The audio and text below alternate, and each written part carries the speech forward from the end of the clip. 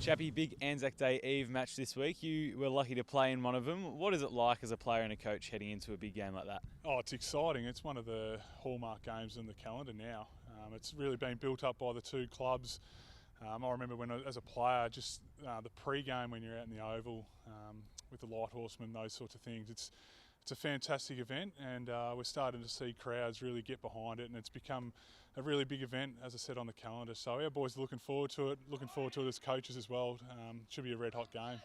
We know Richmond are one of the great sides of the past few years. What are you expecting from them this weekend? Well, you've got to prepare for their best. I think they've probably been a little bit inconsistent. A couple of quarters here or there has probably cost them, but you prepare for their best because we know what sort of team they are when they're up and going. So we know that their centre bounce scoring's been a real highlight for them this year.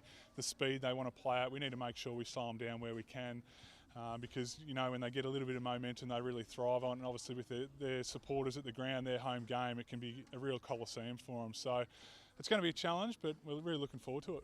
Obviously, they're coming off a loss to Adelaide, but a good win against Bulldogs the week before. How much do you look at both of those games? Oh, you look at both. Obviously, the Bulldogs had a fair bit of the game on their terms. They just couldn't hit the scoreboard, and then obviously Adelaide were able to get the win. So you do have a look at what worked for them and what potentially didn't work for them, and maybe exploit some weaknesses there. So, as I said, their form's reasonably good. I mean, they lost the two early in the year just from a quarter of football here or there against the Saints and the Blues.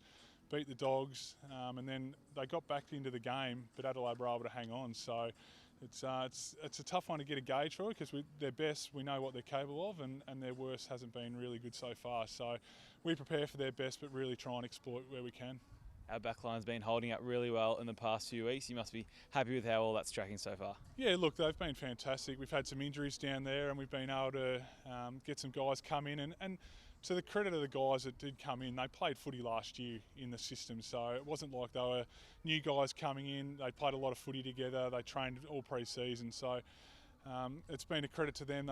They've done a hell of a lot of work on keeping opposition to low scores, but you're only as good as the guys up the field. Our mids and forwards have been fantastic, in particular our forwards. Our forwards have really driven our team defence this year, and it's made our guys' job a lot easier. But yeah, we're looking forward to getting a few troops back, hopefully in a few weeks' time. But it's becoming really competitive for spots, and we're seeing some guys who missed out last year play some really good football. So it's a credit to them guys and the work they've put in.